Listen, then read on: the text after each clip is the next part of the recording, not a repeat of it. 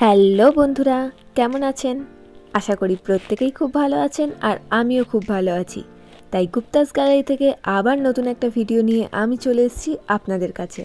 তাই পুরো ভিডিওটা স্কিপ না করে লাস্ট অবধি দেখুন। আশা করি আপনাদের খুব ভালো লাগবে। আজ আমি একটা রান্নার রেসিপি নিয়ে চলে এসেছি, তো চলুন স্টার্ট করা যাক। শীতকালের দিনে এই কড়াইশুঁটির কচুরি আর নিরামিষ আলুর দম আশা করি প্রত্যেকেরই খুব ভালো লাগে। তো আমি আজকে প্রথমেই বানাবো নিরামিষ আলুর দম। তার জন্য আমি কিছু মশলা নিয়ে নিচ্ছি আর সেগুলো শুকনো খোলায় একটু নাড়াচাড়া করে নিচ্ছি। এরপর এগুলো মশলাগুলো আমি পিষে নেব। এর সাথে আমি নিয়ে নিয়েছি কাজু বাদাম বাটা, আর তারপরেই নিয়ে নিয়েছি টমেটো কুচি, ধনেপাতা আর একটু দই। তো প্রথমেই আমি আলু সেদ্ধ করতে দিয়ে দিয়েছিলাম। তো আলুগুলো সেদ্ধ করে নিয়ে আমি একটু ভেজে নিয়েছি। গরম তেলে একটু হলুদ দিয়ে আলুগুলোকে ভেজে নেবে। এরপরেই আমি কড়াইতে আরও কিছুটা পরিমাণ সর্ষের তেল দিয়ে দিয়েছি। এবার সর্ষের তেলটা আমি একটু হিট হতে দিয়েছি। তো সর্ষের তেলটা গরম হওয়ার সাথে সাথে আমি এর মধ্যে সামান্য একটু বাটার দিয়ে দিলাম, তাহলে টেস্টটা আরও বেটার হবে। তো বাটার দেওয়ার পরেই আমি এর মধ্যে গোটা জিরে দিয়ে দিলাম। গোটা জিরের সেন্টটা তেলে দিলে বেশ সুন্দর লাগে। তো ওটা দেওয়ার পরেই আমি কড়াইতে একটু হলুদ গুঁড়ো দিয়ে দিলাম, কারণ হলুদ গুঁড়ো দেওয়ার পরে আদা দিলে আদাটা ছিটকায় কম। তো তার জন্য হলুদ গুঁড়ো দেওয়ার পরে আমি কড়াইতে একটু আদা দিলাম। আদা দিয়ে এবার আমি একটু ভালো করে নাড়াচাড়া করে নিচ্ছি। তবে আদা দেওয়ার পরে বেশিক্ষণ যেন কড়াইতে নাড়াচাড়া করবেন না, তাহলে আদা তিতো হয়ে যেতে পারে, আর আদা তিতো হলে স্বাদ একদম নষ্ট হয়ে যাবে। তো কিছুক্ষণ নাড়াচাড়ার পরেই আমি এর মধ্যে কাশ্মীরি মির্চি দিয়ে দিলাম। তেলের মধ্যে হলুদ আর কাশ্মীরি মির্চি দিলে কালারটা খুব সুন্দর হয়। এবার এরপরেই আমি দিয়ে দিলাম টমেটো কুচিগুলো। তো টমেটোগুলো দেওয়ার পরে বেশ কিছুক্ষণ নাড়াচাড়া করতে হবে, যতক্ষণ না মশলার গ্রেভিটা ভালো করে তৈরি হচ্ছে।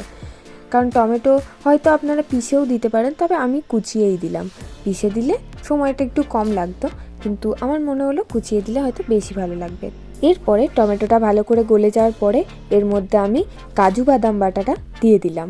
তো কাজু বাদাম বাটাটা দেওয়ার পরে ভালো করে নাড়াচাড়া করে নিলাম। আর এরপরেই আমি ওই গুঁড়ো করে রাখা মশলাটা, যেটা তখন তৈরি করেছিলাম, সেটার মধ্যে দিয়ে ভালো করে নাড়াচাড়া করলাম। আর ভালো করে নাড়াচাড়া হওয়ার পরেই আমি এর মধ্যে যে টক দইটা রেখেছিলাম সেটাও আমি দিয়ে দিলাম। দেখুন দইটা দেওয়ার সাথে সাথেই গ্রেভিটা কি সুন্দর কালারটা এসেছে না?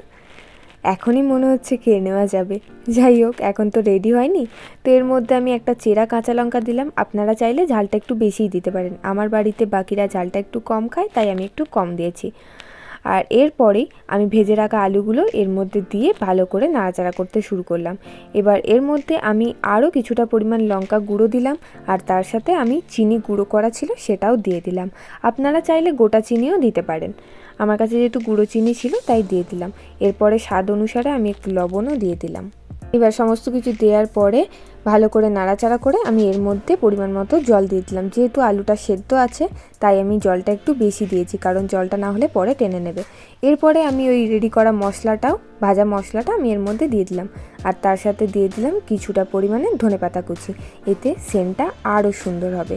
তো আমার তো নিরামিষ আলুর দম একদম রেডি। চলুন এরপরে পরের রেসিপিতে যাওয়া যাক। এরপরে আমি বানাবো কড়াইশুঁটির কচুরি। তাই কড়াইশুঁটি কচুরি বানানোর জন্য কড়াইশুঁটি পুরটা প্রথমে রেডি করতে হবে। কড়াইশুঁটি পুর বানানোর জন্য প্রথমেই আমি কিছুটা পরিমাণ কড়াইশুঁটি নিয়ে তাতে কয়েকটা কাঁচা লঙ্কা দিয়ে ভালো করে একটা পেস্ট বানিয়ে নিয়েছি।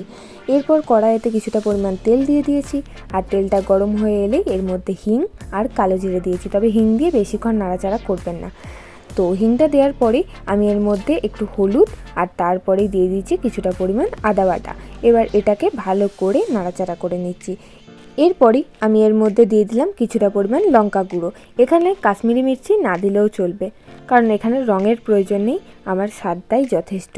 তাই আমি এখানে একটু ঝাল ঝাল করার জন্য একটু লঙ্কা গুঁড়ো দিয়ে ভালো করে নাড়াচাড়া করে নিচ্ছি। এবার যে মিশ্রণটা তৈরি হয়েছে তার মধ্যে আমি কড়াইশুঁটিটা দিয়ে দিলাম। তবে কড়াইশুঁটিটা দেওয়ার পরে আমাকে কিন্তু বেশ কিছুক্ষণ নাড়াচাড়া করতে হবে, কারণ কড়াইশুঁটির মধ্যে কিছুটা পরিমাণ জল থাকবে, সেটাকে টেনে নিতে একটু টাইম লাগবে। তবে কড়াইশুঁটিটা পাতলা করলে হবে না, এই পুরটা আমাকে একটু টান টান করতে হবে, না হলে ময়দার মধ্যে পুরটা ভরলে পুরটা বেরিয়ে যেতে পারে। তো এরপরে আমি এর মধ্যে কিছুটা পরিমাণ গুঁড়ো চিনি আর কিছুটা পরিমাণ লবণ দিয়ে দিলাম। লবণ, চিনি এগুলো আপনারা আপনাদের স্বাদ অনুযায়ী নেবেন। এরপরে দেখুন আমার পুরটা একদম রেডি হয়ে গেছে। তো আমি একটা পাত্রে তুলে নিয়েছি। তবে পুর বানানোর আগে আমি ময়দা মেখে একটা পাত্রে ঢাকা দিয়ে রেখে দিয়েছিলাম। ময়দাটা একদম সফট করে মাখতে হবে।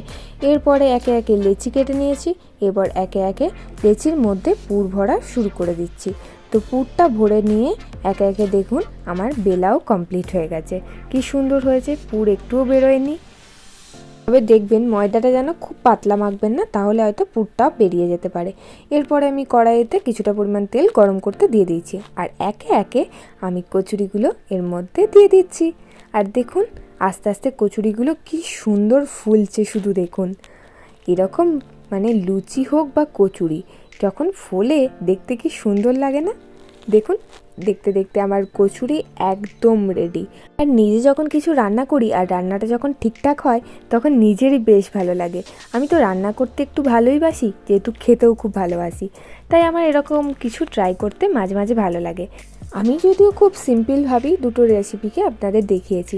আপনারাও রান্নাগুলো ট্রাই করে আমাকে কমেন্ট বক্সে অবশ্যই জানাবেন যে আপনাদের কেমন লেগেছে। তো চলুন, আমার আজকের ভিডিওটা আমি এখানেই শেষ করছি।